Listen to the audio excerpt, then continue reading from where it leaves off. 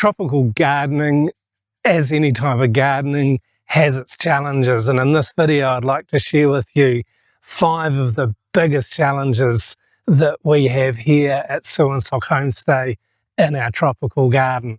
It's more than just the extreme heat or the torrential rains during the rainy season, but we also struggle with things like the pests that comes with this sort of climate and this sort of environment. So let's take a look at the 5 things that make it really challenging for us to garden here in the north of Thailand. I was explaining to a friend back in New Zealand recently that we only have 3 seasons here, not 4. We don't have the usual spring, summer, autumn, winter. We have the hot, dry season, we have the wet season, and then we have the cool, dry season. Hot, dry season is just, as it says, it's really hot. The temperatures here in the shade in the hot season will get to 45 degrees and above. Then it comes into the rainy season. As it starts to rain, the temperatures drop, the humidity goes crazy, and it rains fairly frequently. It doesn't rain all the time every day, but at times it's absolutely torrential. We get inundated with a huge amount of water in a short space of time. And then coming out of the raining season, it's where we are now, into our cool, dry season. And this is my favourite time for gardening because there's fewer challenges because of the weather. Down here in the vegetable garden, this is an area that is fairly dormant during the hot season and even for much of the rainy season because the ground just gets too wet for anything to really grow. We do use a good deal of mulch. The bamboo leaves have been fabulous for this, as have the sheaves that come around the big bamboo. And so I'm laying these down to just help to inhibit the weeds and inhibit the growth of the weeds that we don't want coming up around our small vegetable seedlings. And then, yeah, it just helps for water retention, and also when it's really hot and sunny, it helps to protect the ground from drying out too much. And sure, during the time where the ground is dormant, it is challenging. The weeds grow up. I've got a lot of polythene and other coverings just to try and kill off the grass. There's a particular type of grass, I don't know the name of it. It's a creeping type of grass and the roots are just always in the soil. So I'm just experimenting with ways that we can manage that. I found that by covering the ground that doesn't receive any light or any extra moisture, then this type of grass dies off and it makes it so much easier to begin working the soil again. And we've also got trees and other plants around our vegetable area to provide some shade. And I've also got a shade frame that I've built down here that is very helpful in keeping our seedlings. I've had it over these seedlings here just recently, but it's a movable shade frame that just helps to keep our vegetable seedlings from getting hammered by the hot sun, and it also keeps a certain amount of the heavy rain off them as well. And I'm just using it when the seedlings are very young just to help them get a good head start. With the warmth and humidity, the second thing that we experience in the garden that's a real challenge are pests. The slugs, the snails, the other things, the grasshoppers, the bugs that come and attack our plants are relentless. And because the weather's so nice, they just tend to breed very quickly. And in certain parts of the garden, we have more problems with slugs and snails and other pests than in other parts. And down here with the papaya, it's quite amazing. The slugs and the snails, they'll just come right in amongst the fruit and just get in there. Notice there's another one up here this morning. This is 2 meters off the ground. Some of these snails are pretty keen. The other trees here, the papaya trees, are 4 or 5 meters tall, and there's sometimes snails right at the top of them. I realized recently that I think they're just coming and eating the young flowers, and this is why, until I started coming out at night time and getting them down, that we have not had so many papaya fruit on our trees. Now, I've come and taken the challenge to get rid of these snails manually because we don't like using pesticides, then we've started to see more flowers and consequently more fruit on our papaya. I had the same problem with our passion fruit. I couldn't figure out why our passion fruit weren't growing, then realised that they were just being munched on by snails and slugs day and night. One of the areas that I've really noticed that the snails tend to congregate is down here in amongst the bamboo base around my teepee. They come and hide in the bamboo in the daytime and then come out at night and eat the beans, eat the passion fruit, eat the papaya, anything that's there. So this is an area where I come with my flashlight and just pick them out and take them away. We do other things. I've got some neem oil that I'm going to start experimenting with as a spray, and experiment also with things like a garlic and chili mix to spray our plants with. There's a biodiversity that we have, every garden has it, and this includes having things like birds and frogs and snakes, and they all feed off the pests and off each other as well. So yeah, I know some people are a bit concerned about having snakes in the garden. I like seeing the rat snakes when they're around because I know they're keeping the population of pests down. Thankfully, we don't have many critters here. The Americans, my American friends, called critters. Things that will come and really attack our garden. We don't have any deer or wild mammals around that will have an impact on our garden, which I am thankful for. The third challenge that we have is starting vegetable seedlings, and some of that is because of the climate, and some of it is because it's really difficult for us to source a good variety of young vegetable plants. Back in New Zealand, every garden centre has a good stock of vegetable seedlings, but here the garden centres don't tend to stock them. We've got some good locations, particularly at our local Sunday market, where we can buy vegetable seedlings, but it's very seasonal. It very much depends on the time of year, and you only really get the local vegetables. This time of the year, beginning of the cool season, there is an exception. We can tend to buy plants like cauliflower and broccoli, the brassicas, cabbage, things like that, that are usually known as foreign vegetables. They're not natural in Thailand, but at the cool season in the north, we're able to grow them. So we do enjoy that. But we've had some real challenges growing seedlings and transplanting seedlings and getting them to take and to really take off and to grow well. Some of the seeds don't grow, some of the seeds don't germinate at all, or if they do germinate, they don't grow very well. Or, as I've said, the pests will come and attack them. We've learned from our experience and mistakes that we made to be able to get it to a point now where we're able to raise seedlings reasonably easily. The best improvement that we've had in the challenge of raising seedlings was moving them in here undercover in this old buffalo barn that we've rented that's just across the street from our home. And this is now what we refer to as our greenhouse. So we're able to raise seedlings in here that are getting a good amount of light. We put skylights in and it's got a good amount of daylight. There's no walls on this building, and it keeps the rain off them. So it keeps the heat of the sun and the heavy rain off the seedlings, giving them a really good start to life. But having the seedlings undercover here and in a more of a controlled environment, we have also fewer pests. So there are less slugs and snails. We do somehow seem to be getting some rice field rodents in here. So there's mice and rats that appear to be coming and eating some of the seedlings, but this is less now that we've become a bit more established in this building. And the other thing that I'm doing with seeds and seedlings, I'm trying to source more heirloom varieties. I've mentioned my Uncle Leo tomatoes that are an heirloom variety that originated in Italy when my great uncle brought some back with him to New Zealand after the Second World War. But we're also looking for more local varieties of heirloom seeds. And I've recently got a contact, so I'm going to start working on raising more seedlings from heirloom seeds and then keeping the seeds ourselves.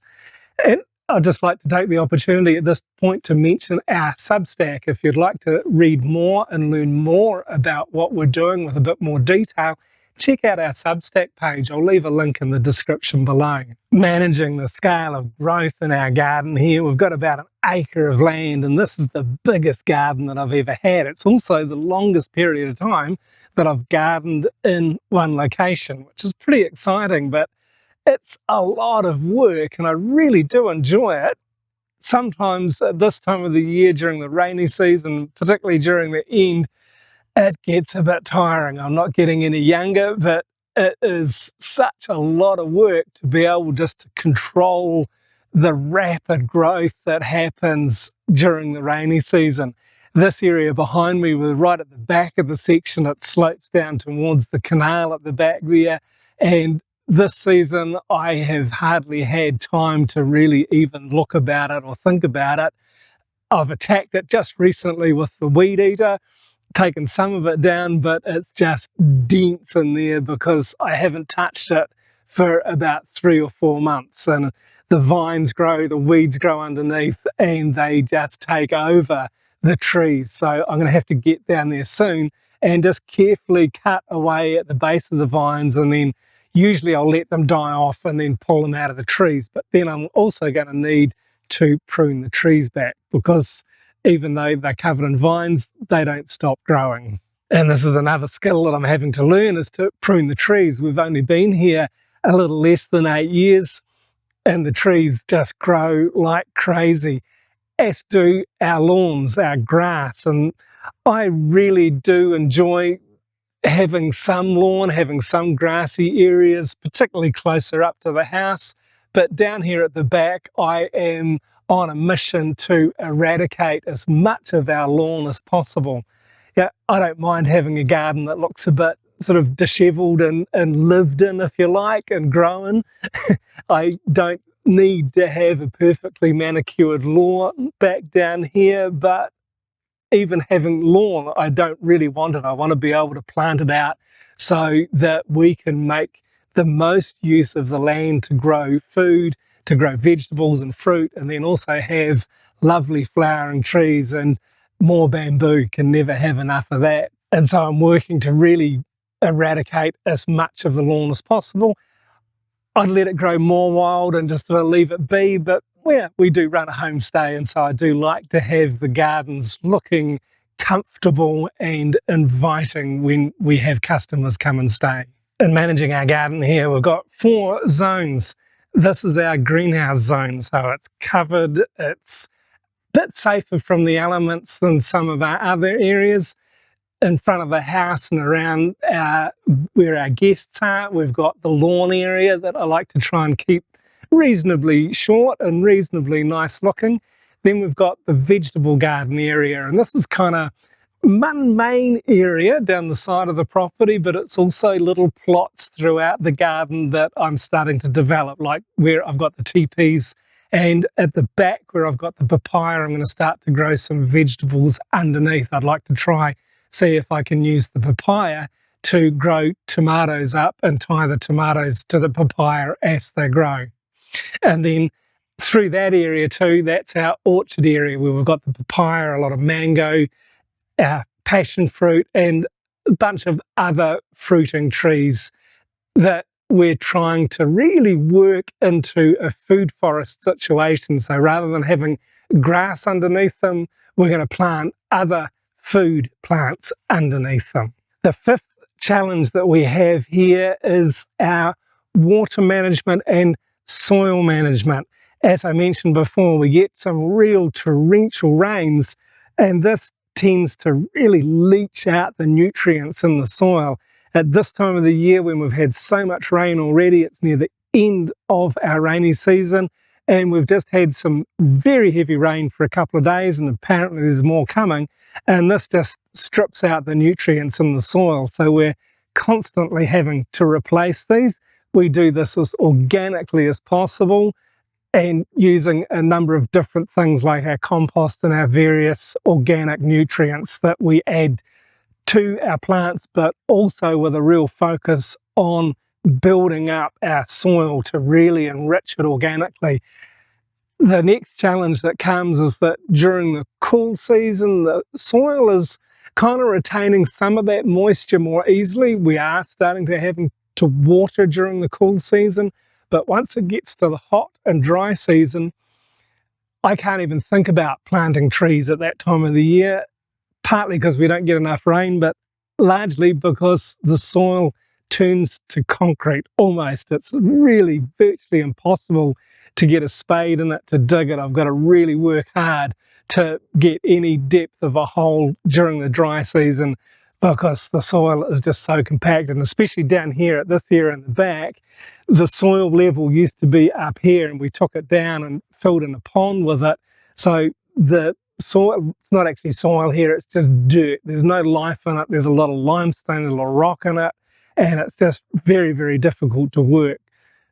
As I said though, we do like to keep it organic, and we just keep putting back and putting back and putting back into the soil. This time of the year, when I'm mowing the lawns, I'll just mulch it in quite often. I'll use some of it for compost. Same with the weeds. I'll just chop and drop them, as I've done recently on this embankment here, and just leave them in place to break down and provide nutrients to enrich the soil and to really to try and alter the format of the soil to make it easier to plant and for the plants to grow more readily. The same thing, tilling the garden, working the vegetable garden during the dry times of the year. During the cool season, yeah, this is when I'm really getting into the vegetable garden and turning the soil. It's not so difficult when it's nice and moist. I have recognised recently that I really need a rotary tiller. It would make my job so much more easy and save me a ton of time, and therefore also make our garden, our vegetable garden, much more productive. So that's on my wish list, to have enough to be able to purchase myself a rotary tiller to save my aching old back as I get older as well. And because the soil conditions and we like to do things organically, I am continually composting, and I've learned to make this beautiful, rich, fluffy, light compost that our plants love.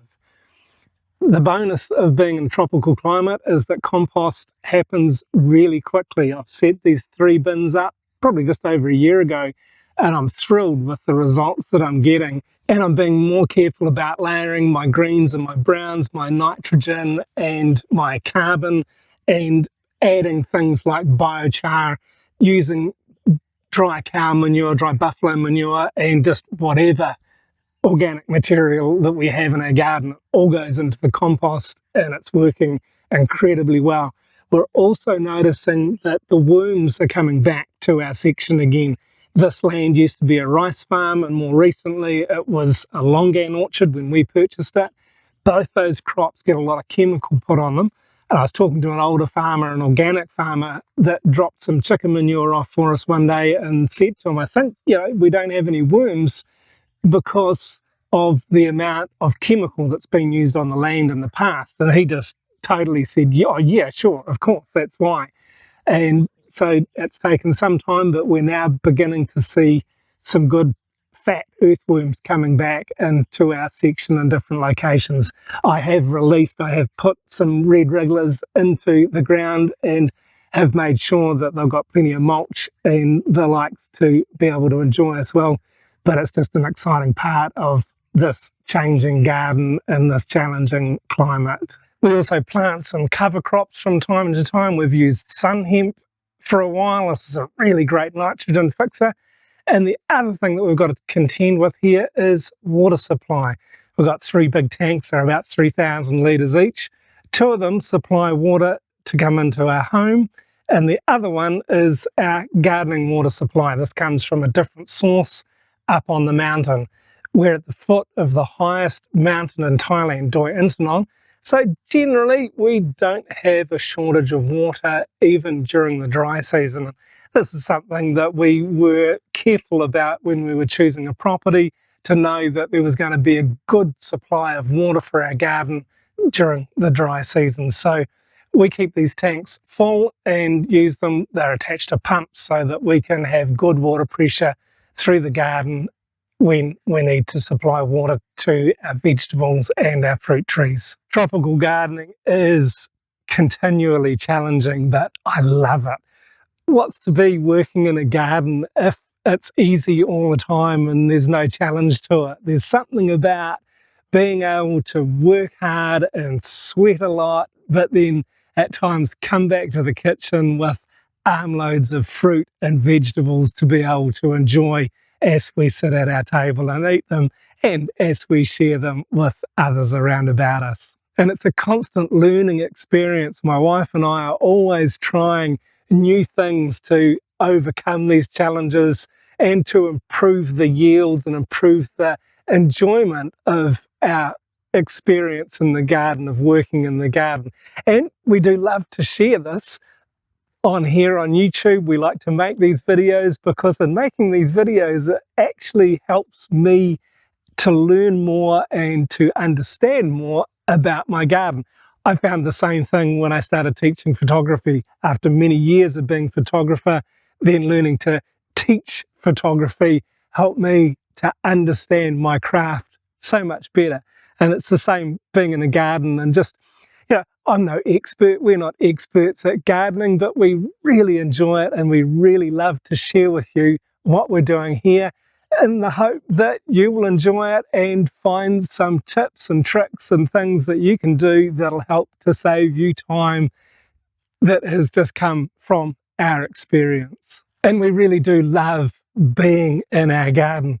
We come out every day, look at our garden. We love the sounds of the birds and the wind blowing in the bamboo. We love the taste of the fruits and the vegetables that we eat. Sometimes we've got to be careful with parts of our garden that we don't touch them because our cactus area is full of danger and full of spikes.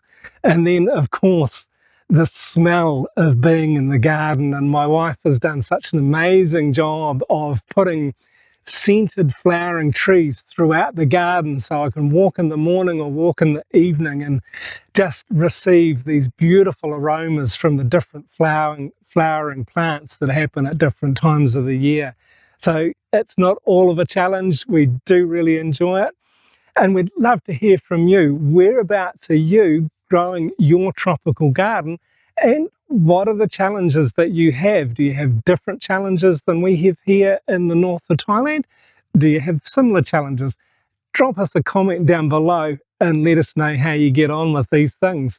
And if you're interested to learn a little bit more about how we make our compost here that we really are so happy with, you can check out this video next. Thanks very much for watching.